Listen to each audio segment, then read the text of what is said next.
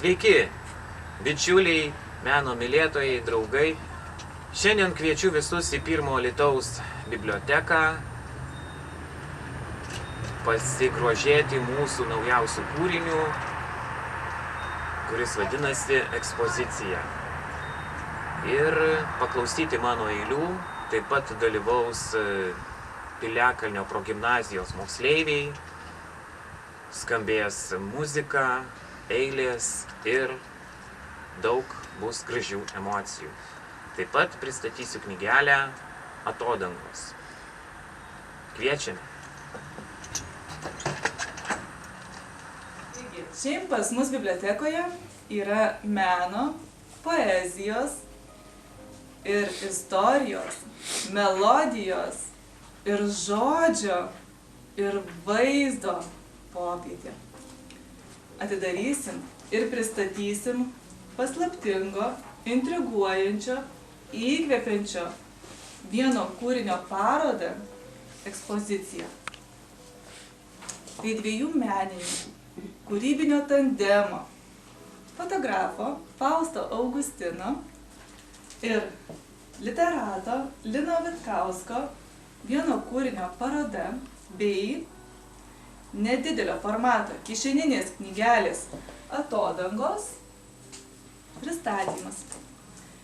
Fotografijos ir tekstai vienas kitą papildo, išlaisvina mūsų mintis, skatina parodos lankytojus, tai yra jūs, diskusijai ir pokalbiui. Ši dviejų skirtingų autorių idėja dirbti kartu gimė 2022 metais.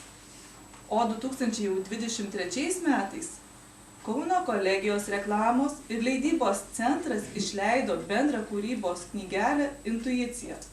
Čia intuicija, ne? Šią.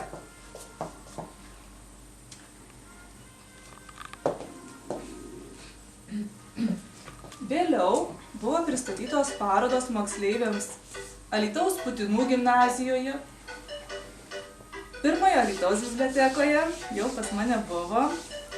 Taip pat kartu su Alytaus rajono kultūros centru buvo organizuojamas susitikimas paroda Atodangos ir kiti renginiai. Apie visą tai, apie šią istoriją, šias paslaptis norėčiau pakviesti Alytaus kraštotyros muziejaus filialo Archeologijos muziejaus muziejininkę, konsultantė Rasa Abramavičiūtė, papasakoti šio pastato istoriją ir pasinerti į praeities istoriją. Taip, sveiki visi, smagu jūs visus matyti, dėkoju už kvietimą ir sveikinu jūs seniausiame pastate Alytaus mieste, vietinių vadinama Baltuoju mūru. Manoma, kad šis pastatas čia galėjo stovėti jau 16 amžiuje, o iš to laikotarpio yra išlikę du gotikiniai skliautiniai rūsiai, kuriuose Alytaus kraštotyros muziejaus filialas veikia nuo 2013 ir taip pat veikia ilgalaikė ekspozicija pavadinimu Kai sieloms neliko medžių. Kodėl toks mįslingas pavadinimas, sužinoti galite apsilankę muziejuje. Galbūt kas nors lankėtės. Kviečiu užsukti, jeigu nesilankėte. Aš taip. Smagu. Ir kviečiu visus kitus, kurie dar nesilankė. Ir tęsiant pasakojimą apie šį pastatą, istorikų duomenimis, jau 1786 Alytaus ekonomijos inventoriuje šis pastatas žymimas kaip senoji austerija, tai yra užvažiuojamieji namai. Vėlesniais metais, nuo 1792 iki 1847 Alytaus ekonomijos inventoriuje, šis inventorija bei žemėlapiuose galima aiškiai matyti aikštės kampe šį pastatą. Deja, bet XIX amžiuje istorija apie šį pastatą nutrūksta, nebėra žinoma informacijos, bet XX amžiuje prasideda naujas, paslaptingas šio pastato etapas ir istorija. Įdomus faktas yra tas, jog būtent šiame pastate gimė pirmojo miesto muziejaus užuomazgos, kuomet 1928 1935-aisiais čia veikė Dzūkų muziejus. Vėliau pokario metais pastate trumpą laiką NKVD laikė areštuotus gyventojus. Galbūt dėl to kyla įvairių legendų ir pasakojimų, neva pastate arba rūsyje vaidenasi, žmonės girdi keistus garsus. Keletas žmonių tvirtino, kad pastate buvo įrengtas morgas, tačiau tai nėra tiesa. Kas yra tiesa, tai faktas, jog rūsyje buvo įrengta degtinės pilstymo patalpa.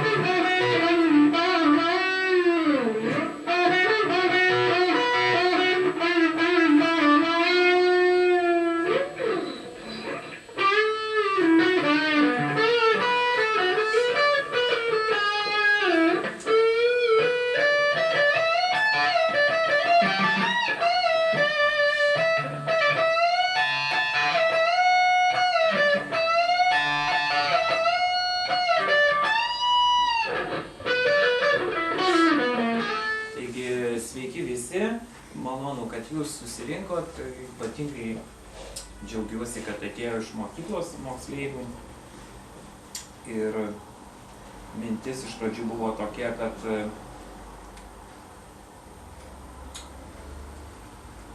sukurti vieno kūrinio parodą. Iš pradžių Faustas man parodė fotografiją, kaip labai dažnai būna atsitiktinai, tiesiog parodo tokių vaizdų įspūdingų. Vėliau kilo man mintys, asociacija, nes čia mes galime pamatyti susiliejusias spalvas, spalvos tarsi ištirpstančios, kaip mūsų jausmai labai dažnai tirpsta ir ištirpsta, susiliejančios. Ir sunku pasakyti, ar ji daryta ankstyvą rytą, ar vėlai vakare, bet toks bendras vaizdas kaip fotopaveikslas. Ir jeigu žiūrint iš toli, tai netgi gali būti kažkokia netgi ir kaip ir apgaulė tokia, kad kaip tapytas darbas, bet iš arčiau matosi, kad fotografija. Ir kilo mintis įrašyti tiesiog su baltu markeriu mintis, tiksliau fragmentą iš vieno kūrinio, kurį aš jums paskaitysiu pilnai, kaip jis yra sukurtas. Tarp paralelinių pasaulių susitinka mūsų sielos ir vėl prasideda istorija nauja. Čia mintis apie tai, kad mes ateiname ir atsinešame tam tikrą genetinę informaciją iš mūsų protėvių ir mūsų sielos keliauja. Tarp paralelinių pasaulių susitinka mūsų sielos ir vėl prasideda istorija nauja. Kažkas nepaprasto, tik tau ir man neatrasto. Jausmų pasaulyje keista. Ir šį kūrinį pavadinau Susitikimas. Ilgesys ateina su žiema. Kai šaltis ir gilė žiema parodys savo klastą, o su žmonių likimas norės žaisti vėl pūką. Visi varvekliai apie tai bylos ir gėlios mano pėdos melsvame sniege. Bus vėl viltis nauja surasti tikrą kelią, surasti nors takelį į tave. O jeigu visos mano pastangos perniek, kaip liūna, bus man be tavęs šią žiemą. Ir visas laikas bus tik skausmo, taurė raudono vyno, kurią turėsiu aš išgerti. Kodėl esi tu taip toli, lyg būtume, žvaigždė žmogaus ranka, neliečiama. Aš taip norėčiau prisiliesti prie tavęs, pabūti su tavimi akimirką ir savo lūpomis ištart atleisk. Sapnuoju ir matau tave plačiajam kino ekrane. Matau, kai mes nebijom nieko, mes drąsus ir išdidūs. Senuoju traukiniu, į laimę šalį išvažiuojam.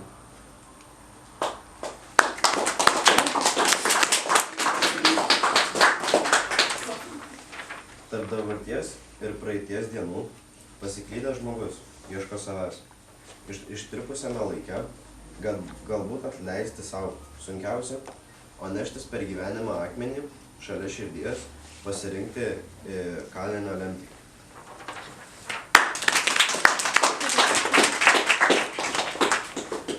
Skrieja minutės į laiko orbitą šviesos greičiu, valanda po valandos, kaip spalvotos snaigės tirpsta ant tavo veido, lieka tik kukli šypsena. Ar verta ieškoti prarasto laiko?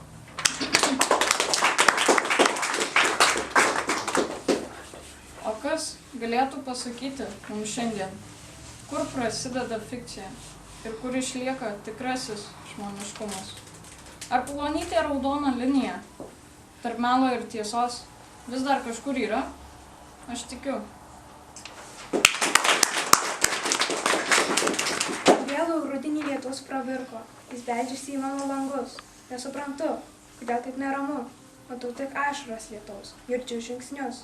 Vienatvė vėl ateina, gyvenimas, ieškojimas savęs, mylėti, suprasti ir atleisti tau. Žinau, esi kažkur šalia, aš kelyje, tiesiu rankas į naują erdvę. Labiau už viską noriu pakilti nuo žemės ir skristi. Kelionėje esu ne vienas, globėjas mano Dievas. Šalia tavęs vaiduklis aš, Elgeta esu. Namų aš neturiu ir niekad neturėjau, bet visą amžių gyvenau, gyvenimą mylėjau. Kai naktimis klajoju, prie medžio vienišo trumpam sustoju, mąstau ir medituoju. Sena legenda byloja mums juk apie tai. Sugrįžta kartais angelai, aplanko mus, kai nebelieka net vilties. Brangus bičiuli, ieškok, tikrai atrasi savo kelią, tik prisimink, gyventi ir mylėti atvira širdim norėjau tau užpalinkėti. Aš nejaučiu laiko erdvės, jisai pasilieka giliai praeitį, knygos lapuose parašytas juodom raidėm. Praeities negaliu pamatuoti, nes pati dar joje nebuvau. Todėl įsivaizduoti negaliu tų, kurie gyveno prieš mane. Tik tai datos, istoriniai faktai, kurie man nieko nereiškia ir nieko nesako. Kaip ir ši istorijos pamoka. Ta prakeikta mintis, o gal tik viltis, kad iškentęs tą jausmą, tu atskrisi kaip paukštis, išskleisi sparnus, pro sunertus pirštus pažvelgsi į aukštį. Ta skrajojantį paukštį ir plazdensi tolyn, kur pakilsi aukštyn. Nesisuksi atgal, tik į priekį ir man pakuždėsi į ausį ir kol manęs lauksi, aš alsuosiu lėtai, kvėpuosiu giliai. Tu vis skrisi pirmin, ta depresija nyks, tarsi rūkas sklaidysis, pamažu vėl atgysi ir siela pasveiks. Galėsi įsileisti kitą liūdintį žmogų, kuriam parodyti, kad ne durklą, o širdį turi.